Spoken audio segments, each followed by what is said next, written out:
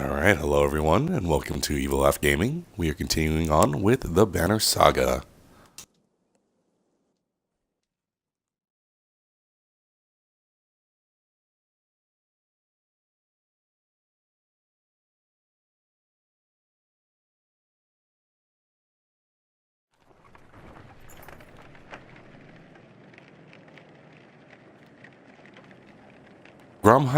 Grofheim is quite a few days out, says Chrome. But if nothing's worse than crossing the waste, I imagine. If there's anywhere you might be safe from the dredge, it's there. You steel yourself for another long march, and half the town of Wormtail joins you.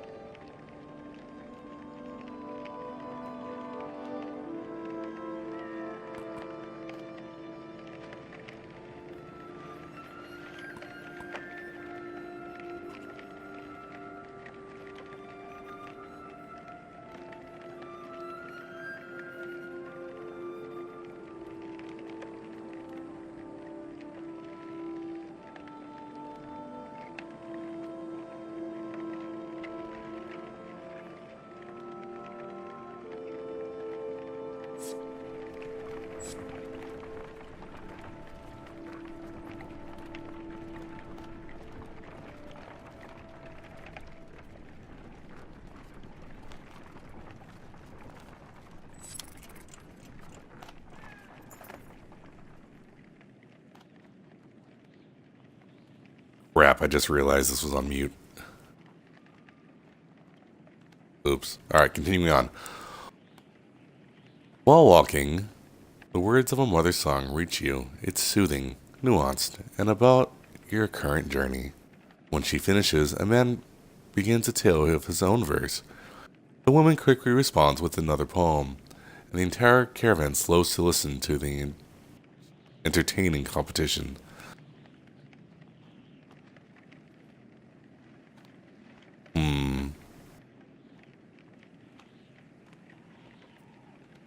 Let's join in. The man's response is an upbeat poem which questions the mother's cooking. The caravan explodes with laughter, and the contestants continue amiably for another hour or so. You hear snippets of the poem along the trail the rest of the day, the words changing slightly each time.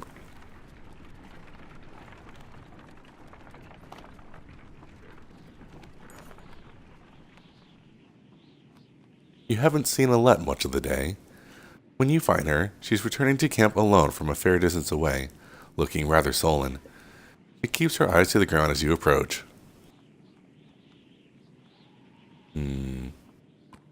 We'll just sit quietly beside her. I feel like things are changing so quickly, she says. Or she eventually confides. It's not just that everything is going so wrong. I've been talking to Echo a lot. This gets your attention. What has he been telling you? He told me how he and Onuf are kin. Echo has a sister who married Onuf, but she died a long time ago. They've been bound since. But then Onuf left without him. Just left him behind without a word. That's why he came after us.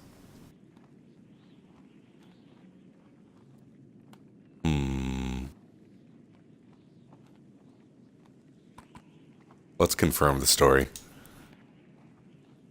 Eventually, you find Onuf back at the camp and relate the story. Is that what Enkel told you? Replies Onuf. Then he says, "It's true about his sister. She died of a fever when we were just married. Surprised he opened up like that. So I left him in Frostborough," he continues. "He'd be fine one day, ready to kill his own men the next. Sometimes he would. I'd make the same decision tomorrow."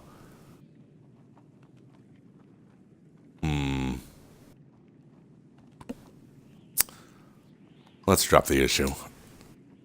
You feel certain Alette got the message. Instead of stirring up more trouble, you decide to let the issue drop and a tighter watch on Ankle.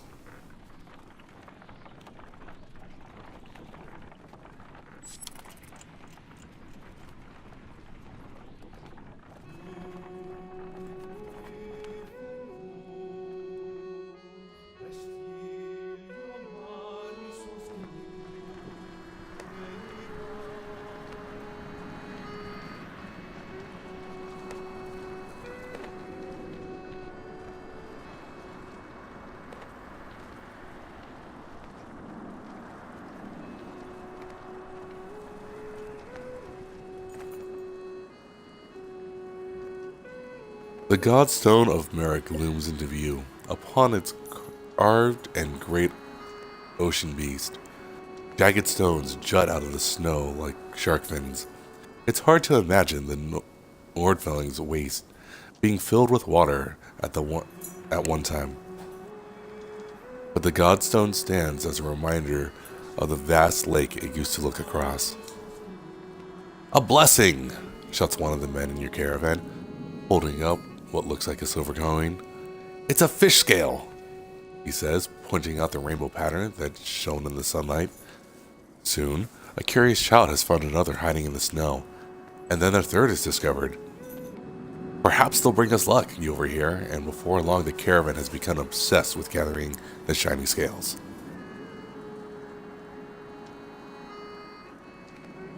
Let's cut them off after a reasonable time. When you awake, you find people still searching through the snow and shrubs. You call it off. "We can't spend another day here," you tell them. "Be glad for the luck you found, and let's go before it runs out." They fret and moan, but eventually you get them back on the trail.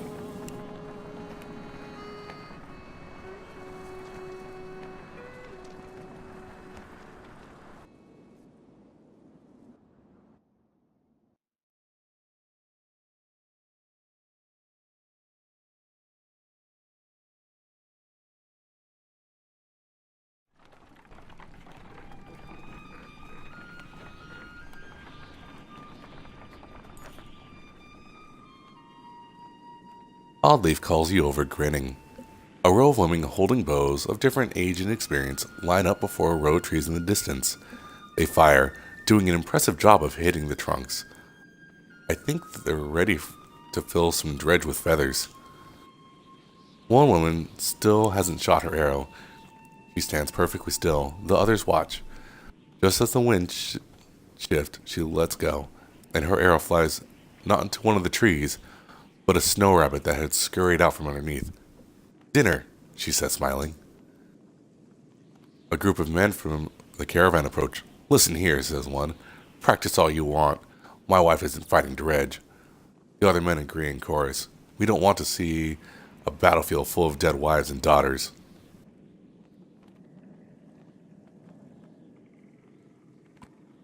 We're going to stand by the women becoming fighters. The men argue their point, but eventually they relent. "Thanks," says Oddleaf. "To be honest, it was harder than I expected. But the more people who can hold their own, the better. Then when we return to camp, not just as clansmen, but as fighters."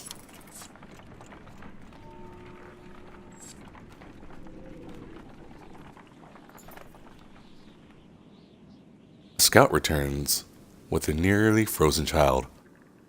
"I almost stepped on her in the snow. She looks like she must have been running from something," he says. Patches of blue mottle her pale skin, but her chest rises and falls ever so slightly.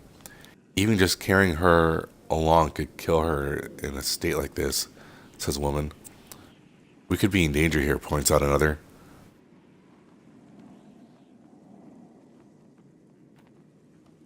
"Let's keep moving, but We'll take care of her. Fighters stay alert for any threat while the caravan moves on. The healers rub the girl's gentle arms and leg under blankets to no avail. An hour later, one healer approaches you with tears in her eyes. She says nothing, only shakes her head.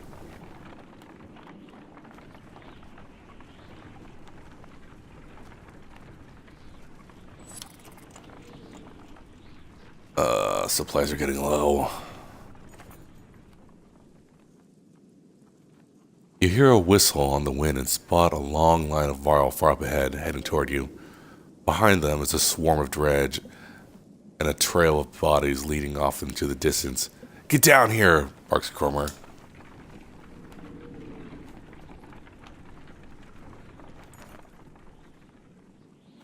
"Don't let them spread out," shouts the lead Varl as you approach the battleground. Soon, you almost regret finding yourself fighting alongside them, facing off against a daunting number of dredge.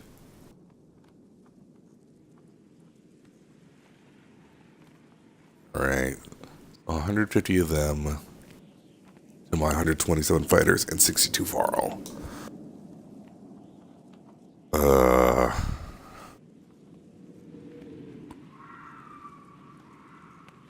don't like this. Oversee? Looking across the battlefield, you wonder if a tactical approach would be best. If you keep your weapon sheath, you'll be able to take the fight from afar and give orders with a clear head. You can never tell exactly how it's going to turn out, though. Maybe formations?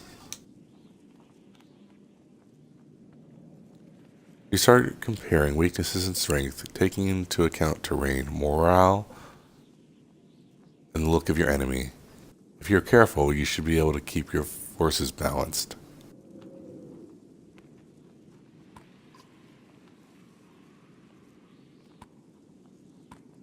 What's hold them off do? I forget.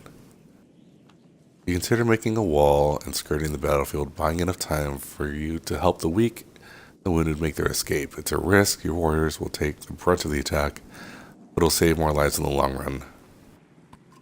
No, we're going to go with formations. You start rallying your forces and gather your allies to you, preparing to enter the fray.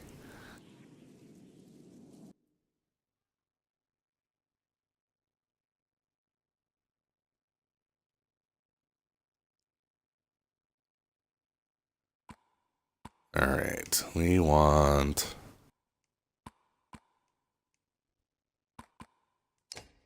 What's Cromer do?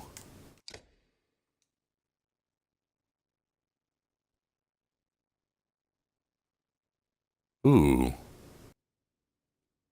Alright. So I want Cromer in there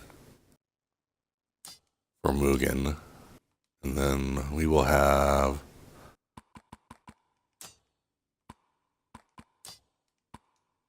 that.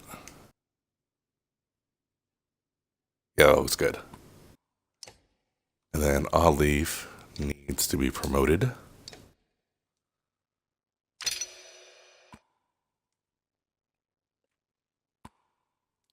Let's get her some more willpower and strength.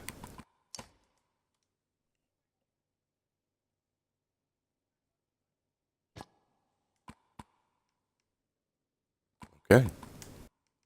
And we're ready for battle.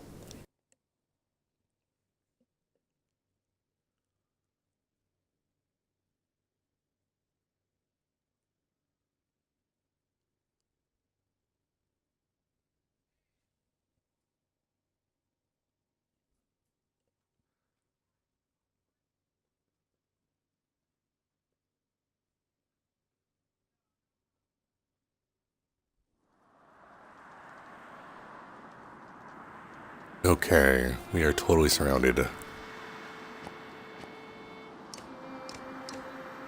Don't like Oddleaf standing there.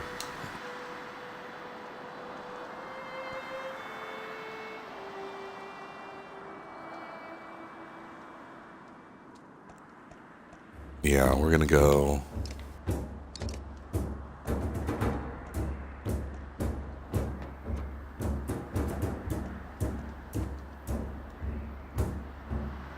Gonna go left and then we'll fight the right side.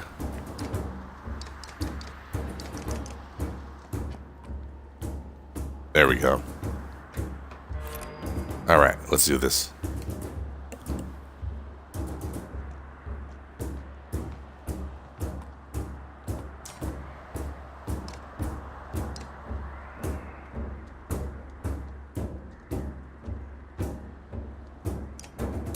Yeah. Oh no, not a slinger.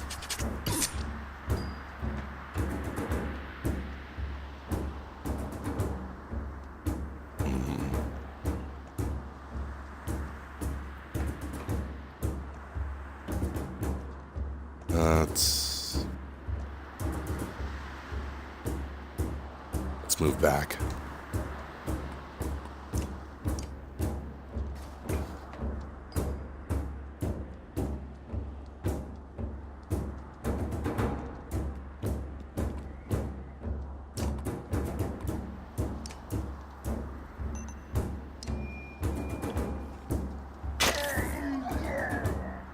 Okay.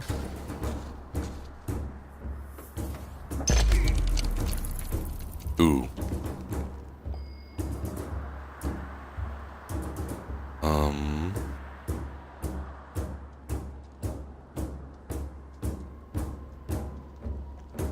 Let's get in this guy's face and then stone wall.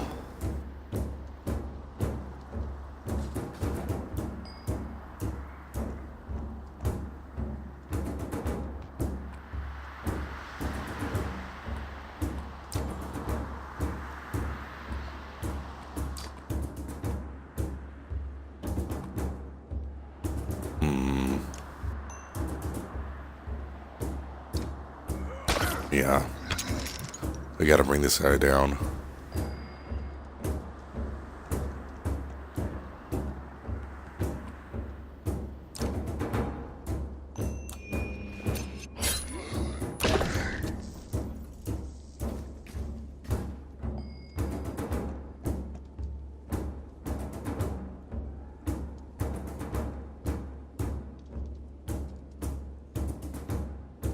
Yeah.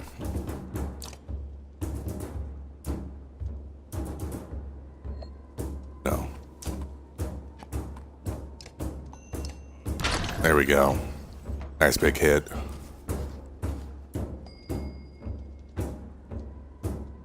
Now.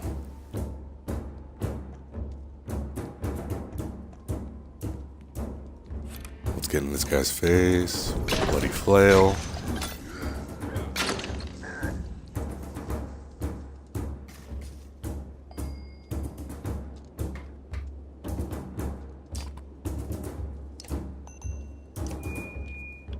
Take him out. Good job, Oddleaf. Ooh. Damn.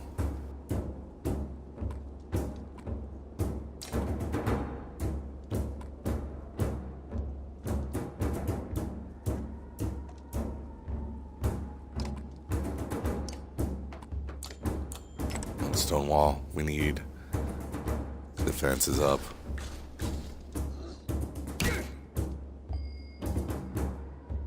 Good job.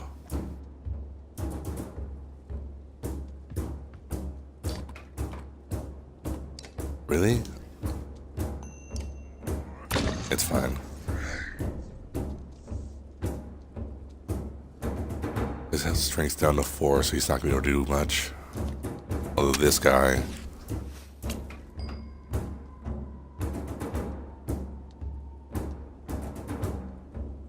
Let's mark prey on this guy.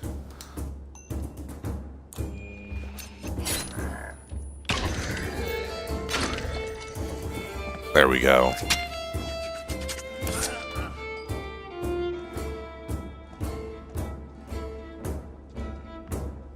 Yeah, let's get Ivor in position for a good battering ram. Hogan, you're in trouble.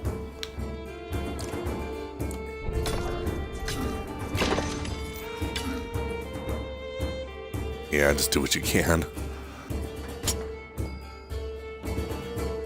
Okay, ooh, can Olive take him out? No, she can't. Alright,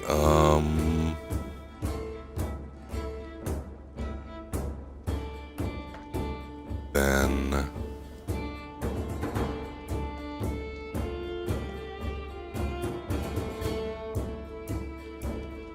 we'll have Olive attack the other slinger.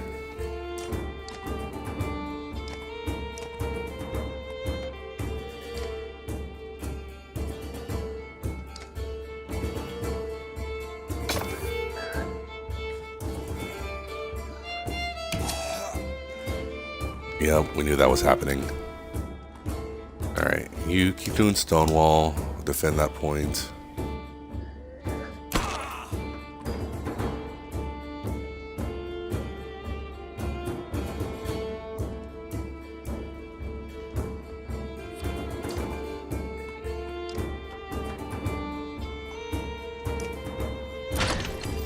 Alright, he's dropping next turn.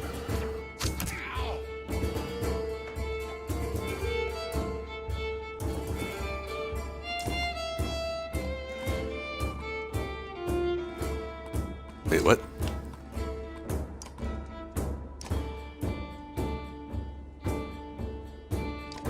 Why is that?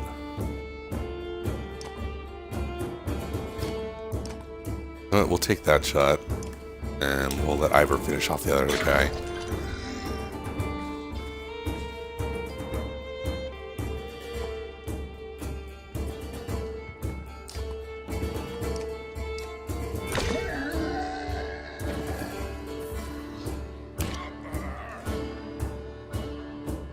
Alright, I'll leave.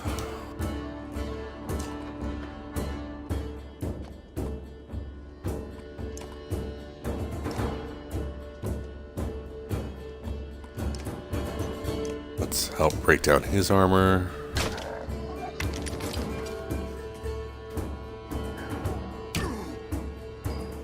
Ooh. Alright, Stonewall again, kid.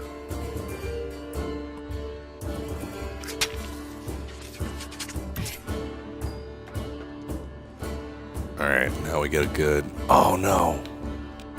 Is that any more willpower? Wait. There we go. Mark Prey. Nice.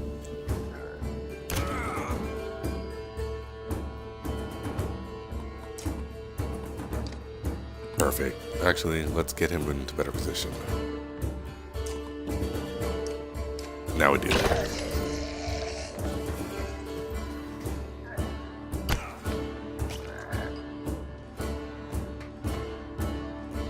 Get Holly in a safer position.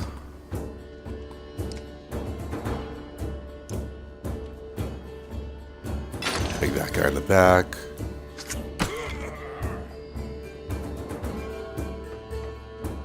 And we're going to have Ego attack this time.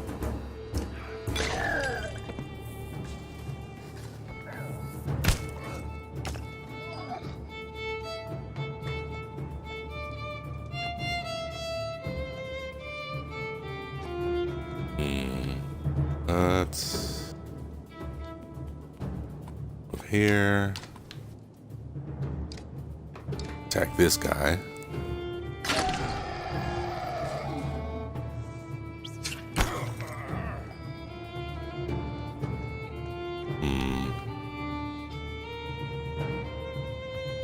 Yeah, let's guarantee he falls.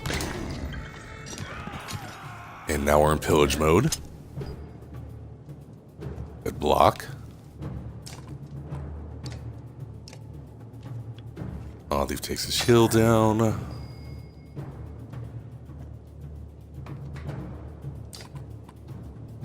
Ego attacks the shield as well. And then Rook comes in with the Mark the Prey, and we win.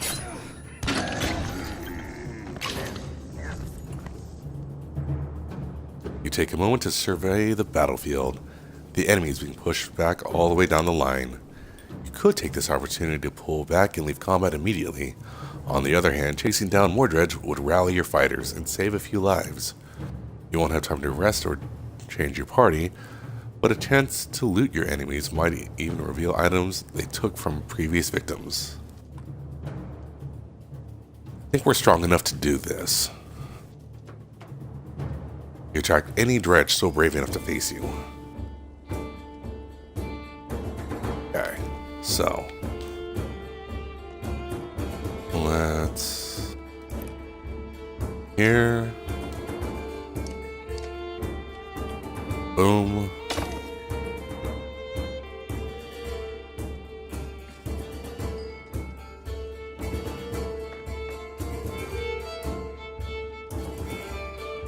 Gotta take out this big guy.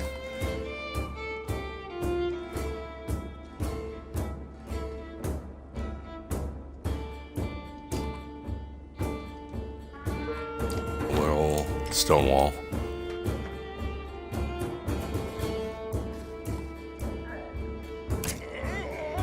Ooh, not Ivor.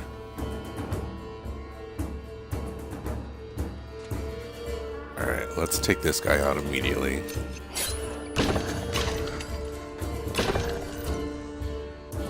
I wish that did more. Crap. Alright, maybe this was a bad decision.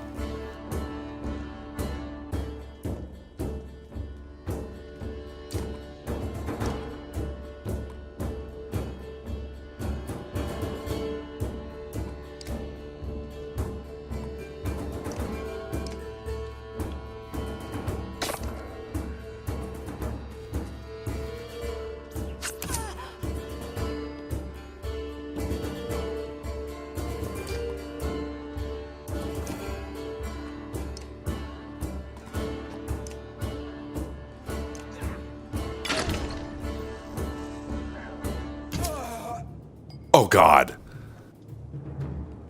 Alright, this is bad.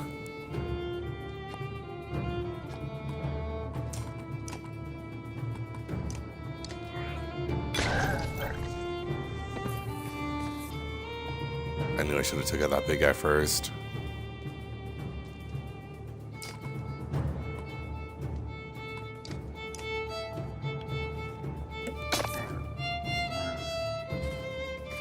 Come on.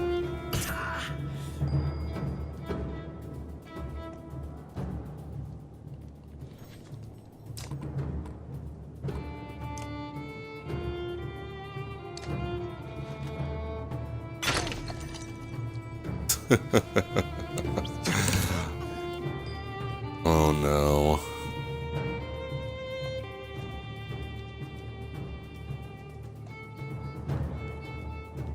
Let's rain of arrows.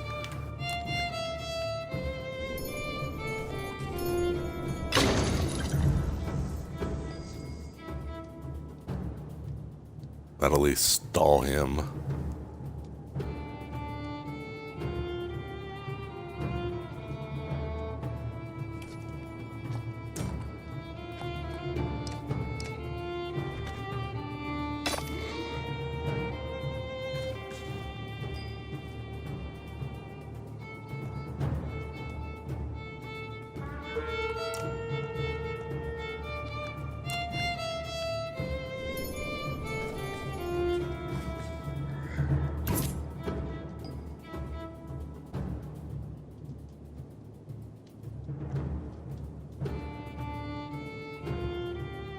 Alright, what are we doing?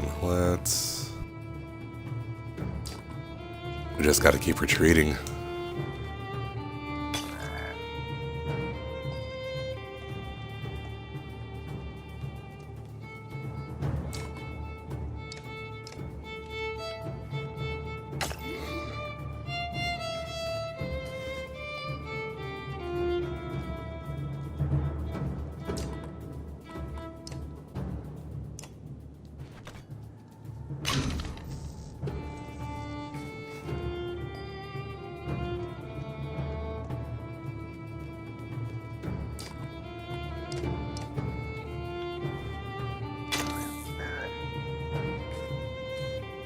Oh no.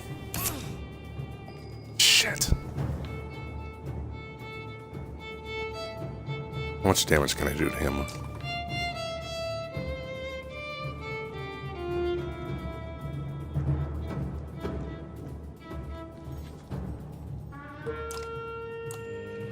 Come on.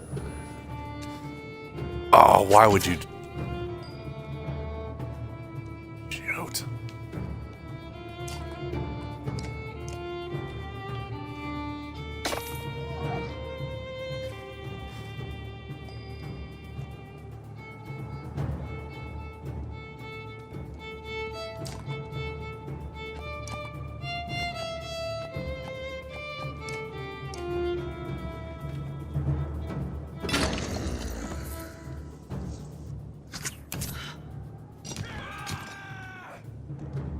Alright, Rook. You're on your own, buddy.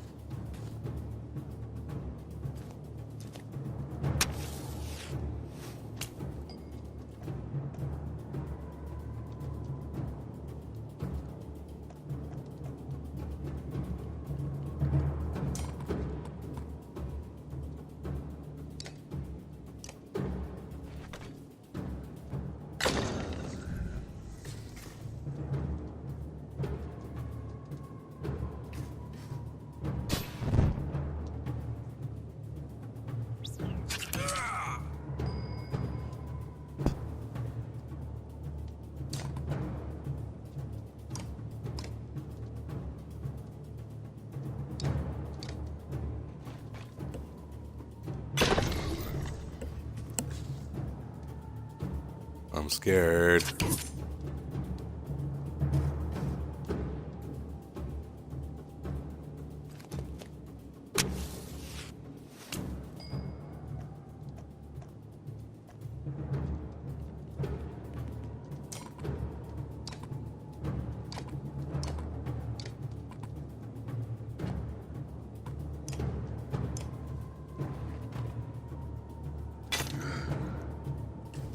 There's no way I'm gonna win this.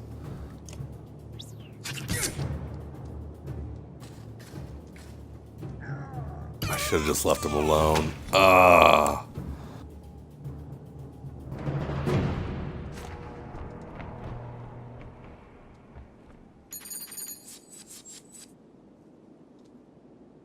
Alright, we lost 20 fighters and 10 Varl. Everyone's injured. The flood of dredge overwhelm you, but above the din, you hear Fastolf still shooting still shouting to his warriors. When you come to, you realize that they somehow managed to drive off dredge and keep the caravan safe.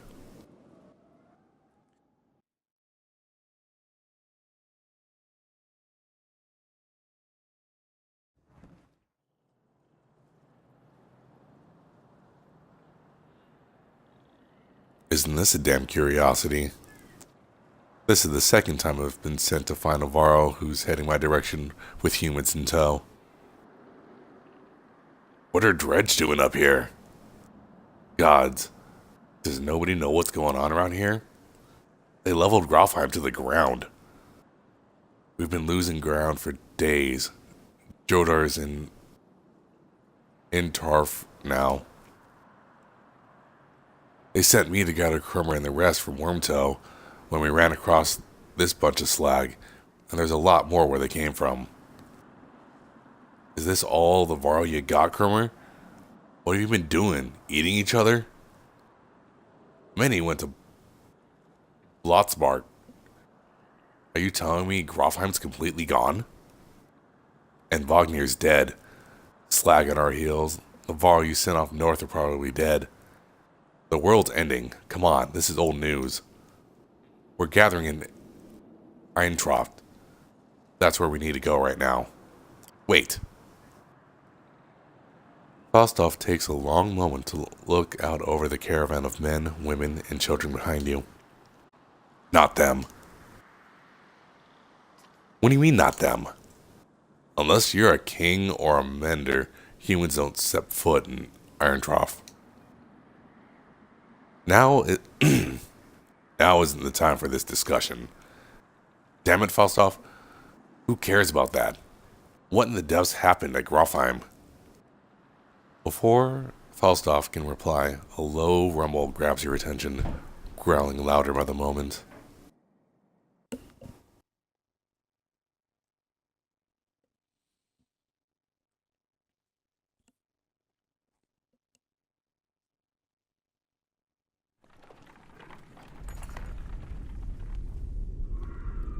Even though it's beyond sight, all eyes turn to Gromheim's direction as the rumbling becomes deafening, transforming quickly into a cracking and splintering. It's coming closer. Go! Shouts Falstaff, taking off toward Iron Trough. Don't stop till you reach Hardboard.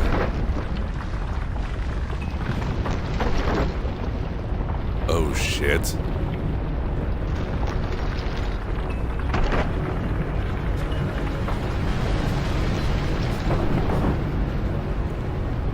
Oh boy.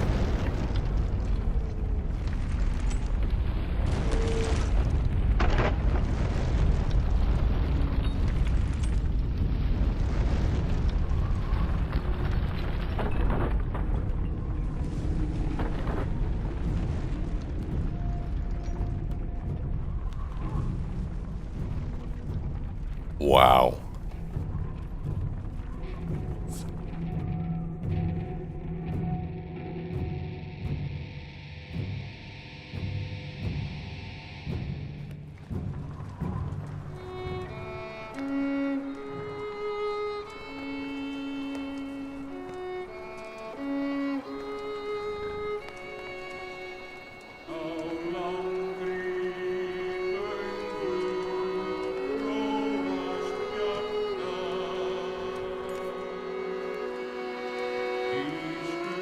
After 3 terrifying days of tremors, you reach the Godstone of Hardborg, which is teeming with Varl, who wants to know what is happening. Others bustling men makeshift defenses and set up around the Godstone of Hardborg, creator of the Varl. Hold up, pants Falstaff between long gasps of air. We're going to have a talk.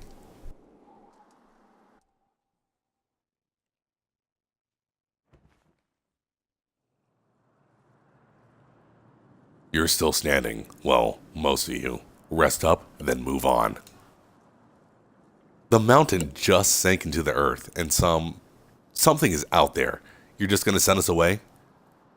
I don't know who you are, but you're not going to Ironstraff. There's a couple hundred Varl here who will back that up. Where are we supposed to go? Back the way we came? We're stuck between 2 mountain ranges. In one direction, a few thousand Varl. In the other, an army of dredge, and whatever caused that quake. Irontroff's a Varl city. This shouldn't be news to a Varl. Give it a rest, Falstaff. Don't you recognize who you're talking to? Surprise suddenly flashes across Falstaff's face.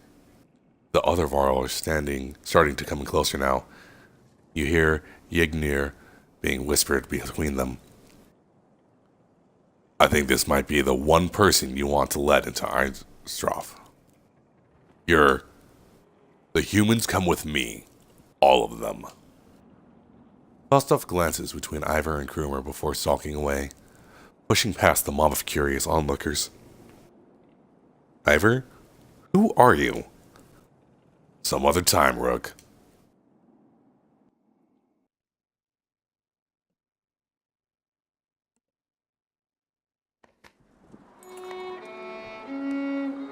You spend the rest of the day recovering. Varl come and go in packs, and most of the chatter is about the quake that just sank mountains into the earth, or the dreads that are still on their way. You hear rumors that a massive chasm opened where the earth split. Let's see what other news we can pick up. You got a lot of unfriendly looks from the Varl. They're not the sort to warm up to humans, having probably just spent most of their lives in the north. All you learn is you're very distressed about losing Grofheim, their capital. Ironstraff comes off as a last-ditch effort. Suddenly, there's a lot of activity. Word comes from below to retreat over the next to retreat to the next village over, and soon you see why. A black shadow is sweeping down the valley from the direction of Grofheim, where the quakes or whatever caused it has obliterated the mountainside. On closer inspection, it's a veritable ocean of dredge, more than you imagined possible. In their midst is a towering giant of a dredge, blood red from head to toe. You gather your things in short order to join a good many Varl, leaving the Godstone behind.